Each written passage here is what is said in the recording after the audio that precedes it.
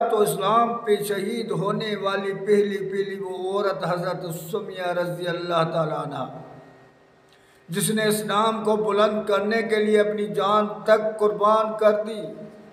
اور تاریخ بھری ہوئی ہے عورتوں کے کردار سے بھی کہ ان نے اسلام کو زندہ کرنے کے لیے بہت بڑے کردار ادا کیے کہ اسلام غالب ہو جائے اور اللہ ہم سے راضی آئے۔ ان عورتوں کا یہی تمنا تھی کہ صبح و شام اللہ کے یاد میں بیٹھی رہتی تھی کہ کس طرح بھی اللہ ہم سے راضی ہو جائے اور ہم جنت میں چلی جائیں۔ اتنے قدر کہ اپنی اولاد بھی اللہ کے نام پر قربان کر دی۔ جس کو ایک بیٹا تھا وہ بھی اللہ کے نام پر قربان کرنے کے لیے تیار تھی۔